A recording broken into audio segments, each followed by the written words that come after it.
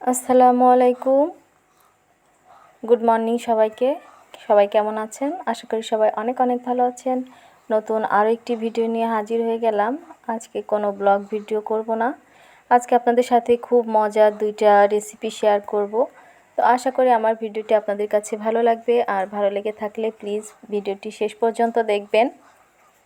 প্রতিদিন এই কথাটি বারবার বলে থাকি, কিন্তু আমার প্রিয় আপুরা কেন জানি না ভিডিওটি না দেখে একটা কমেন্ট করে চলে যান। ভিডিওর ওয়াচ টাইম হয় না।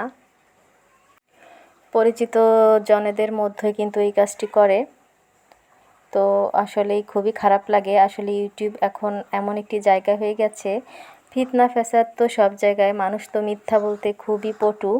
সুন্দর করে একটা কমেন্ট করে দেখা শুরু করলাম, শেষ পর্যন্ত আছি বা ফুল ওয়াচ করতেছি, কিন্তু ফুল ওয়াচ তো করেই না। ফুল ওয়াচ যদি করে থাকে তাহলে নিশ্চয়ই সেটা বোঝাই যেত। তো সকাল সকাল হচ্ছে পান্তা ভাত খেয়ে নিয়েছি। আজ শেয়ার করব হচ্ছে পটল দিয়ে ভীষণ মজার একটা রেসিপি। প্রথমেই সেটি শেয়ার করার জন্য এখানে আমি 250 গ্রামের মতো পটল নিয়ে নিয়েছি। আর এই প্রচণ্ড গরমে এমন কিছু খাবার আমাদের দৈনন্দিন খাওয়া উচিত যেগুলো আমাদের শরীরের ক্ষতি করবে না। বিশেষ করে বেশি তেল মশলা ঝাল এগুলো না খাওয়াই বেটার। পটলগুলো হচ্ছে প্রথমে আমি সুন্দর করে হচ্ছে খোসা ছাড়িয়ে নিচ্ছি, দেখতে পাচ্ছেন। তো আমার হচ্ছে সবগুলো পটলের খোসা ছাড়ানো হয়ে গিয়েছে। তো এই পটলগুলো হচ্ছে এখন আমি একটু ভালো করে ধুয়ে নিব। তারপর হচ্ছে পটলগুলো আমি চিকন চিকন করে কেটে নিব। আমি যে রেসিপিটি তৈরি করতে চাচ্ছি তার জন্য কিন্তু একটু চিকন চিকন করেই হচ্ছে পটলগুলো কেটে নিতে হবে। তো আমার এই রেসিপি ফলো করে আপনারাও কিন্তু গরমের দিনে অনেক মজা করে বানিয়ে খেতে পারেন। তো এভাবে চিকন চিকন করে পটলগুলো সবগুলোই আমি হচ্ছে কেটে নিয়েছি। এখানে আমি চিকন করে কিছু আলু দিয়ে দিয়েছি। আপনারা চাইলে অন্যান্য সবজিও দিতে পারেন অথবা আলুটা স্কিপ করতে পারেন। তো সমস্ত কিছু দেওয়ার পর এখানে আমি বেশ 5-6টা পেঁয়াজ কুচি নিয়েছি, সাথে 5-6টা কাঁচামরিচ কুচি নিয়েছি, আর নিয়েছি কিছু পরিমাণে কুচনো রসুন। তো এই রেসিপিতে পেঁয়াজের পরিমাণটা একটু বেশি দিতে হবে। আর এরপর দিয়ে দিব আমি গুঁড়ো মশলাগুলো। গুঁড়ো মশলার ভিতরে এখানে আমি নিয়েছি কিছু পরিমাণ গোটা জিরা, নিয়েছি হচ্ছে পরিমাণ মতো হলুদ, আর নিয়েছি লবণ। তো এখন সবগুলো হচ্ছে আমি দিয়ে দিচ্ছি।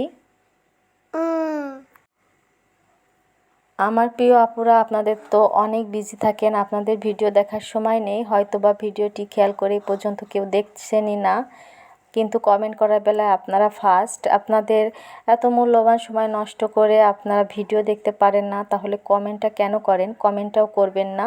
আমি এমন আমার প্রিয় আপুদের চাই না যারা ভিডিও না দেখে কমেন্ট করে। ভীষণই বিরক্ত লাগে। যারা প্রিয় আছেন প্রিয়ই থাকেন, অপ্রিয় হতে যাবেন না। এরপর হচ্ছে এই যে আমি পেঁয়াজ মরিচ সব কিছু তো দিয়ে নিয়েছি, আর হাত দিয়ে খুব ভালো করে চটকে নিয়েছি, আর তেলও দিয়ে দিয়েছি। তো এখানে আমি ব্যবহার করতেছি হচ্ছে বাটা মাছ। চাইলে যে কোনো ছোট মাছ আপনারা ব্যবহার করতে পারেন। দেশি পুঁটি মাছ ছিল, কিন্তু আমার কাছে মনে হলো বাটা মাছ দিয়ে এই তরকারিটা অনেক বেশি স্বাদ হবে। আর এই তরকারিটা রান্না করার জন্য রান্না কিন্তু অর্ধেকই এখানে হয়ে গেছে। হাতে মাখানো যে কোনো জিনিসের স্বাদ কিন্তু অতুলনীয় হয়ে থাকে। এখানে সবশেষে আমি দিয়ে দিলাম কিছু পরিমাণে টমেটো। টমেটো দিলে হচ্ছে দেখতে অনেকটা সুন্দর লাগবে। খুবই অল্প পরিমাণে পানি দিয়ে নিয়েছি। আর এখন হচ্ছে আমি ঢাকনা দিয়ে ঢেকে চুলাটা ধরিয়ে দিয়ে এটা রান্না করে নিব। আর এই তরকারিটা রান্না করতে কিন্তু খুব বেশি সময়ও লাগবে না।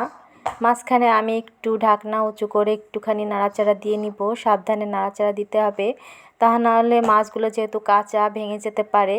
আর এইভাবে রান্না করে খেলে মাছগুলো যেমন স্বাদ লাগে, দেখতেই পাচ্ছেন কতটা সুন্দর হয়েছে দেখতে। গা মাখা ঝোল রেখেছি, খুব বেশি ঝোল রাখবো না, একদম শুকিয়েও নিয়ে। তো অসাধারণ স্বাদের এই রেসিপিটি আপনারাও বাসায় করে খেতে পারেন। তো এরপর হচ্ছে আমি চলে যাবো দ্বিতীয় রেসিপিটি।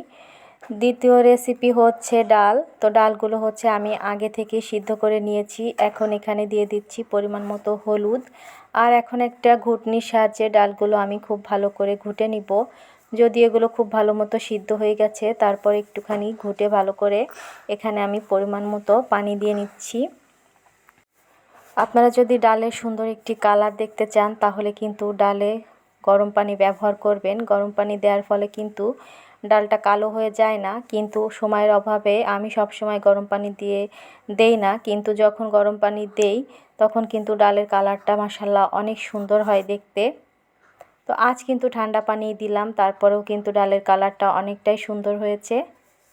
এরপর আর একটু ঘুটনি দিয়ে ঘুটে এখানে আমি কাঁচামরিচ দিয়ে আর পরিমাণ মতো লবণ দিয়ে কিছু সময় জাল করে নিব এই ডালটা।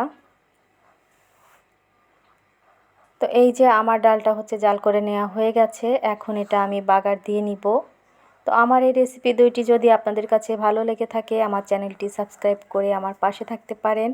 আমি কিন্তু সবাইকে অনেক সাপোর্ট করি, তো আমাকে যারা সাপোর্ট করবেন অবশ্যই আমার কাছ থেকে 100% সাপোর্ট পাবেন, সেই ভরসা রাখতে পারেন। বাট আপনারা তো সব সময় সাপোর্ট করেন না, আপনারা কমেন্ট করে ভিডিও দেখেন না। তো লাল করে আমি পেঁয়াজ রসুন আর জিরাটা খুব ভালো করে ভেজে নিয়ে এখানে ডালটা দিয়ে দিলাম। আর এই কাজটি খুব সাবধানে করতে হবে, তা না হলে হাতে সেকা লেগে যেতে পারে।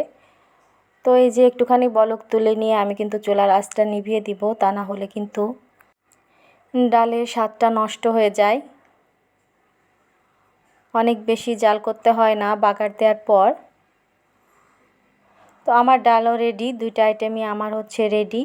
এখানে ছোট একটি আনারস নিয়ে আসা হয়েছিল। আনারসটি পাহাড়ি আনারস, আর এই আনারসগুলো খেতে মাশাআল্লাহ অনেক মজা হয়।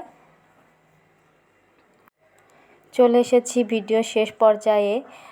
বর্তমানে ভিডিও করার মন মানসিকতা, আর অনেক কথা বলে ফেললাম। আপনাদের তো রাগও বেশি, আপনাদেরকে কিছু বলাও যাবে না। আপনারা ভিডিও দেখবেন না, তারপর কমেন্ট করবেন। যখন আপনাদেরকে একটু কোনো কিছু বলা হবে তখন আপনারা আবার রেগে যাবেন। তো আপনারা মিথ্যা কথা না বলে ভিডিওটা ফুল ওয়াচ করে দেখে তারপর কমেন্টটা করবেন, এটা আমার অনুরোধ। আর যদি ভালো না লাগে দেখবেন না। আল্লাহ হাফেজ।